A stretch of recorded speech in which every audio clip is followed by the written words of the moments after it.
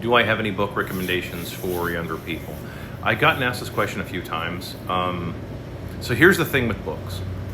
I've read like hundreds and hundreds of books in my lifetime. A lot of books, unless it's fiction, is kind of dated. In other words, a lot of fiction tends to be more, it sounds weird to say it this way, but a lot of fiction tends to be more timeless because the principles and lessons that you learn are timeless in and of themselves. Non-fiction books, or books that are written by like pundits or economists, things like that, a lot of them are, and I hate to say it this way because I'm not trying to be mean about this, but a lot of them lose their punch very early because everything changes after that. So, like, let me give you an example. I used to read a bunch of books on just general business, stock market, etc. I would read tons of them. And then, for example, 9/11 happened. And then everything after 9/11, it's like all that information is no longer really any good. I mean, some of the principles are still good, but those principles you can get from almost anywhere. You can get those from a lot of fiction books. But everything after that would be totally different. It happened again in, say, for example, 2008. So everything after that goes away. It's why I don't write a book, for example. Because any book that I would write would be more focused on long-term principles that are principles that already exist, right? They predate me. It's like a lot of the stuff that I talk about, for example, a lot of these are things that I've learned over time, but when you take the time to think about it and study a little bit of history, you find out that a lot of the stuff that I talk about isn't really new. It's stuff that was talked about a lot. It's just that it's been forgotten. People don't remember a lot of this stuff. And so, I mean, I hope that kind of answers your question. I can tell you this. Of course, The Creature from Jekyll Island by G. Edward Griffin is a wonderful book. And it reads like fiction, but it actually, it's historically pretty accurate what happened and how we kind of got to this point here where everything turned into a scam. Okay? It's because it is. That's just what ended up happening, is that everything got turned into a scam and it got normalized within the population. And then so when someone who's in the population says, hold on a second here, this is all a big scam, it sounds like revolutionary, even though it's like it's really not revolutionary. It's just somebody saying, dude, this is a scam. And why are we still doing any of this? So, but as far as like books that would exist now, there really isn't any. And it's why I do the video work that I do, because it's kind of up to the minute of what's going on. And like, I don't think there's a way that I could really condense any of the stuff that I teach into a book. I could try, I suppose. But I think that you run the risk of that stuff becoming dated after that, except for the principal stuff.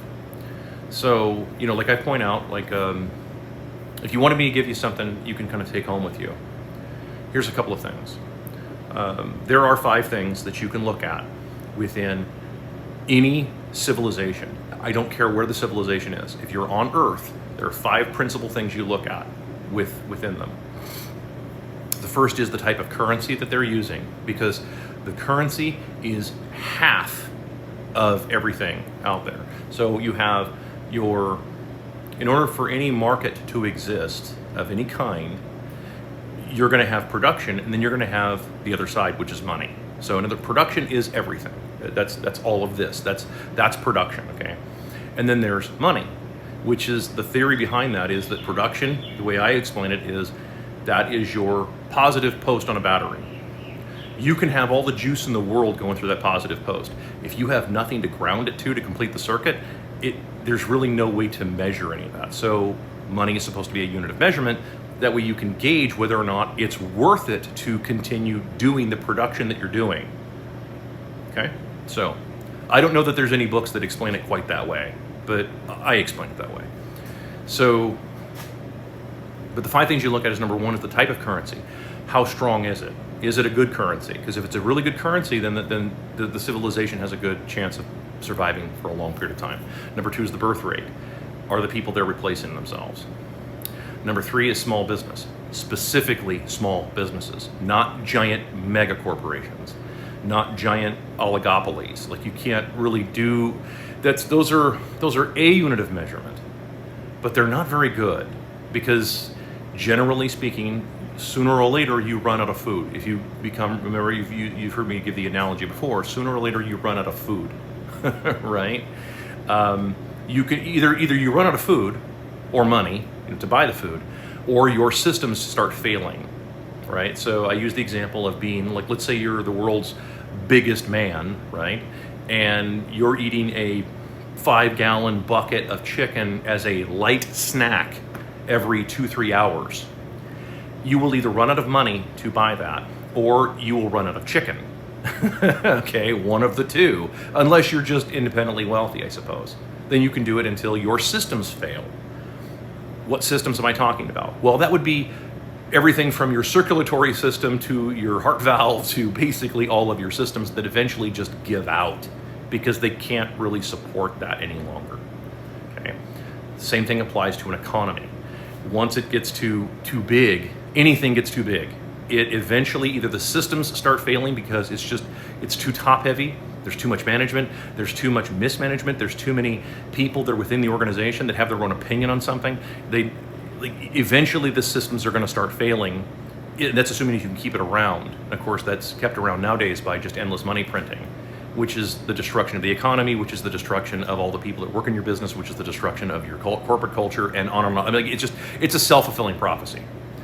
So number 3 is small business. Small business is defined, I would define it as an actual small business. The owner of said business works in said business, actually does stuff there, like he's actually there doing things right along with all of his people. And he understands that his people have to be well compensated as well to justify their participation in because it is his business. Use Fezziwig, which is a Dickens character, for that. In fact, if I would say if you want to read books, start with like Charles Dickens. Start with The Christmas Carol. Sounds crazy to say it that way, but I mean, believe it. Christmas Carol, that Christmas time is just used as a plot device. The overall story doesn't really need Christmas. You could just read the story and get pretty much all the meat and potatoes out of it. It's no different than It's a Wonderful Life, which is a different version of the same kind of tale. It's told from the reverse perspective, and same thing. You could watch that movie, and the principles endure. Again, you could take the Christmas aspect of it out of it entirely and just look at it as a movie, and it still makes total sense. All the principles are still there. All the pieces are still there. So number 4 is your land and property ownership by your people. Do your people in your country or civilization own your country and civilization? Do they own it? Because if the answer is no, your systems are going to start failing. People are going to give up. They're going to say, you know what, this isn't any fun. I don't own any part of this, so why am I doing all of this?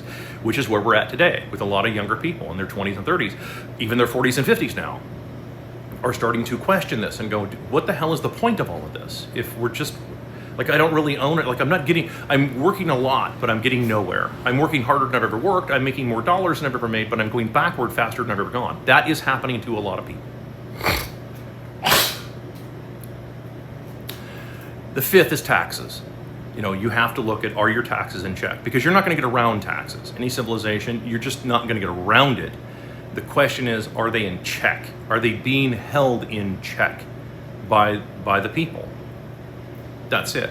So with those 5 things, those 5 core principles that you will not hear, I can confidently say, I have never heard anybody on any stage, behind any lectern, in front of any body of classroom anywhere that has ever explained those 5 things in that manner and explained to them what the implications of all 5. Each one of those 5 items, by the way, I could spend probably 2 weeks on each one of those, breaking those down into little subcategories if I so chose. But those are foundational principles. So the information I'm giving you isn't in book form. It's in video form. And you're also getting this as well, right? You're getting my mannerisms, you're getting my tone of voice, etc. You're getting the stuff that you can't get from a book. So I hope that helps.